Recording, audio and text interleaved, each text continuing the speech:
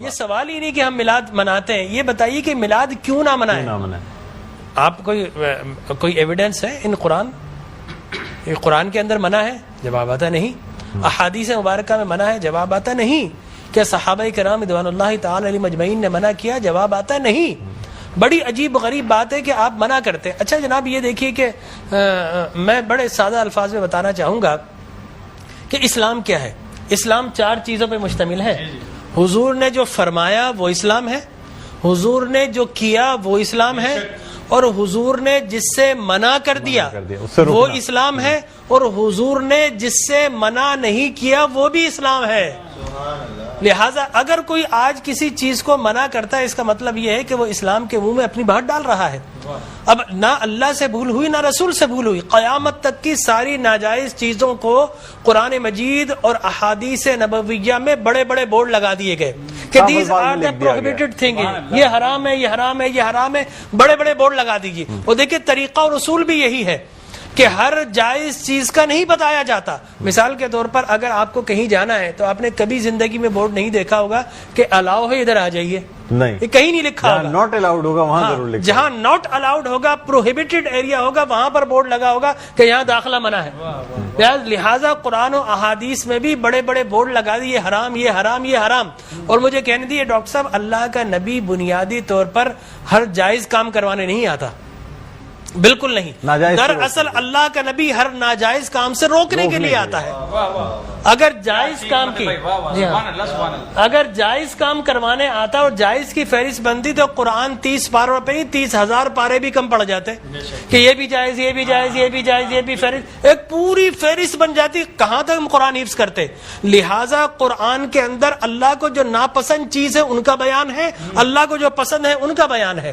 ہر جائز چیز اللہ کا نبی کروانے نہیں آتا. اب اگر بنگلہ دیش کے لوگ رہنے والے اگر پوری زندگی اگر چاول کھاتے اور مچھلی کھاتے، ان سے یہ نہیں پوچھا جائے گا باجرے کی روٹی کیوں نہیں کھائی، تم نے گندم کیوں نہیں کھایا، تم نے فلانے نہیں کیا، نہیں پوچھا جائے گا. اگر اسی طرح پاکستان کے رہنے والے مچھلی روزانہ نہ کھائیں تو ان سے نہیں پوچھا جائے گا کہ یہ بھی تو اللہ کی غذا تھی، جائز تھی، تم نے یہ کیوں نہیں کھایا. نہیں، ہر جائز چیز اللہ کو مطلوب نہیں ہے. اللہ کو مطلوب یہ ہے کہ ہر ناجائز کام سے روکا جائے. لہٰذا اللہ کے پیارے حبیب نے قیامت تک کی ساری ناجائز چیزوں سے منع کر دیا. نہ اللہ سے بھول ہوئی معاذ اللہ، نہ رسول سے بھول ہوئی. دین مکمل ہو گیا. اب اگر کوئی یہ کہتا ہے کہ یہ ناجائز، یہ بدعت، اس کا مطلب یہ ہے کہ کیا تجھ پر وحی نازل ہو گئی؟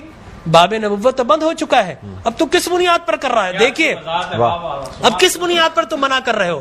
اور میں آپ کو بتاؤں ڈاکٹر صاحب، یہ دین کا مسلمہ اصول ہے کہ کسی چیز کے جواز کے لیے کوئی ضعیف حدیث بھی کافی ہے، لیکن کسی چیز کے حرام یا بدعت ہونے کے لیے قرآن اور احادیث کی نص قطعی چاہیے آپ کو، اور حدیث متواترہ چاہیے. اس کے بغیر آپ کسی چیز کو حرام نہیں کر سکتے، اس لیے کہ اسلام گلا گھونٹنے کے لیے نہیں آیا، اسلام تو راحتیں دینے کے لیے آیا ہے. لہٰذا جو ناجائز چیزیں تھی اسلام نے وہ منع کر دی 1400 سال پہلے. اب اگر کوئی کہتا ہے کہ جناب آپ میلاد کیوں مناتے ہیں، تو میں کہتا ہوں یہ سوال ہی نہیں. بڑے احمق لوگ ہیں جو جائز کی دلیل مانگ رہے ہیں. ارے بھائی دلیل تو ناجائز کی ہوتی ہے، لہٰذا آپ ناجائز کی دلیل دیجیے کہ قرآن میں منع کیا کہ احادیث میں. بلکہ اب میں یہ کہتا ہوں اس بات کے بعد آپ قرآن پڑھیے. اللہ تبارک و تعالی نے 5 نبیوں کا میلاد قرآن میں بیان کیا ہے. حضرت آدم علیہ الصلوۃ والتسلیم کے میلاد نامے قرآن کے 5 رکوع پر متفرق. پہلا واقعہ ہی میلاد نامہ آدم ہے. فرشتوں کو جمع کیا، میں آدم کو پیدا کرنے والا ہوں. کیا کریں؟ سیلیبریشن کرو. آدم کی ولادت کا موقع، نفخت فیہ من روحی فقعوا لہ ساجدین. جیسے ہی میں یہ آنکھ کھول دے، یہ پیدائش ہو جائے، ولادت ہو جائے، تو تمہیں کیا کرنا ہے؟ اس کو سجدہ کرنا ہے. اللہ تبارک و تعالیٰ فرماتا ہے کل مجمعون الا ابلیس. سارے فرشتوں نے سیلیبریٹ کیا، آدم کو سجدہ کیا سوائے ابلیس کے. تو معلوم یہ ہوا کہ جس نے میلاد منایا اللہ نے اسے نورانی قرار دے دیا، اور جس نے انکار کیا اللہ نے اسے شیطانی قرار دے دیا. سبحان اللہ سبحان اللہ. لہٰذا اسی طرح میں 2 منٹ بس، اسی طریقے سے سورہ قصص میں حضرت موسیٰ علیہ الصلوۃ والتسلیم کی میلاد نامہ اللہ نے 28 ابتدائی آیات میں بیان کیا. اور حضرت یحییٰ علیہ الصلوۃ والتسلیم کا میلاد نامہ سورہ مریم میں کیا سلام علیہ یوم ولدا، سلام ہو یحییٰ پر کس دن؟ جس دن وہ پیدا ہوئے.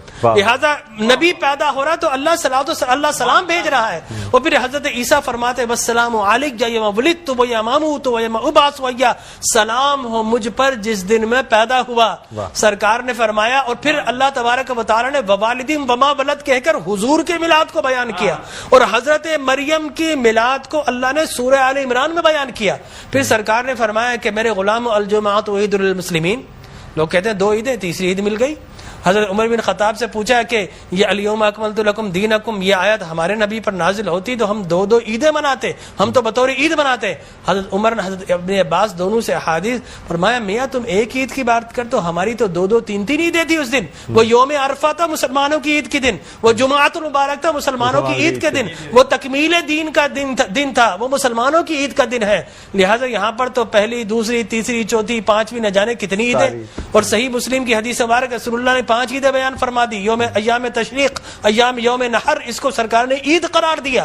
لہٰذا معلوم یہ ہوا کہ سرکار دو عالم. اور پھر میں عرض کر رہا تھا کہ آدم پیدا ہوئے، فرمایا الجمعۃ عید للمسلمین، جمعہ مسلمانوں کی عید کا دن. فرمایا رسول اللہ کیوں؟ فرمایا فیہ خلق آدم، اس لیے کہ اس دن تمہارے باپ آدم پیدا ہوئے. معلوم ہو آدم پیدا ہو تو عید کا دن، اور جس دن فخر بنی آدم پیدا ہو ہزاروں عیدوں کا عید. یہ عید بھی ہے اور یقینی طور پر جشن بھی ہے. دیکھیے حضرت عیسیٰ ابن مریم علیہ الصلوۃ والتسلیم پیدا ہوتے نا، اللہ تبارک و تعالی حضرت مریم کے پاس پینے کے لیے کچھ نہیں تھا.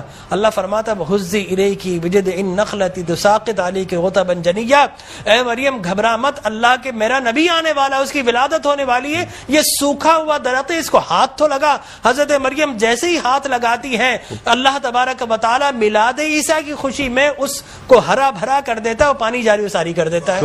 تو اللہ تبرک بھی دیتا ہے، اللہ تبارک و تعالی اسے سیلیبریٹ بھی کرتا ہے. تو یقینی طور پر میلاد النبی صلی اللہ علیہ وسلم کے اگر جواز کی آپ بات کریں گے صبح ہو جائے گی. میں قرآن سے بھی بیان کرتا رہوں گا، میں احادیث نبویہ سے بھی بیان کرتا رہوں، لیکن ناجائز کی ایک دلیل اگر کوئی ہمیں دینا چاہے تو ہم موجود ہیں میٹرو ٹی وی پر، کوئی ایک دلیل ہمیں دے دے. لوگ کہتے ہیں بدعت بدعت یہ بدعت. او بھائی بدعت ہر نیا کام بدعت نہیں ہوتا، ہر نیا عقیدہ بدعت ہوتا ہے. لہذا وہ سمجھے نہیں، ہر نیا کام بدعت نہیں ہے. میں آپ کو ثابت کر دوں جو ہے نا ہر نیا عقیدہ بدعت ہے. دیکھیے آپ شیطان نے جب بلیف جو جس چیز پہ انسان کا ہے وہ قائم ہے، وہ قائم ہے. ہر نیا کام، اگر ہر نیا کام بدعت ہوتا، خوشی منانا، عید منانا، اس میں تو کوئی ایسی بات انوویشن ہے اسلام کے اندر. آپ یہ دیکھیں نا حضور اکرم صلی اللہ علیہ وسلم کی وفات شریف کے بعد قرآن مجید جمع کیا، بدعت. پھر اس کے بعد تراویح بدعت. وہ بخاری کے ہذہ نعمت البدع. حضرت عمر بن خطاب کے الفاظ ہے کتنی پیاری بدعت ہے کہ میں نے تراویح شروع فرما دی. تو مقصد وہ کہ بدعت اچھی بھی ہوتی ہے. صحابہ کرام بدعت حسنہ بھی ہے، بدعت مذمومہ بھی ہے. اور مذمومہ بدعت کیا ہے؟ اچھی چیز کو مٹا دینا. اور بدعت حسنہ کیا ہے؟ کسی اچھی کام کا جاری کرنا. فرمایا من سن سنتا حسنتا فلہ اجرھا واجر من عمل بھا الی یوم القیامہ. جو کسی اچھی سنت، اچھے کام کو جاری کرتا ہے، اس کے بعد قیامت تک اگر لوگ اس کام کو جاری رکھیں تو اس بگنر کو اللہ تبارک و تعالی اجر و ثواب عطا فرماتا ہے. سبحان اللہ. ہماری ٹرانسمیشن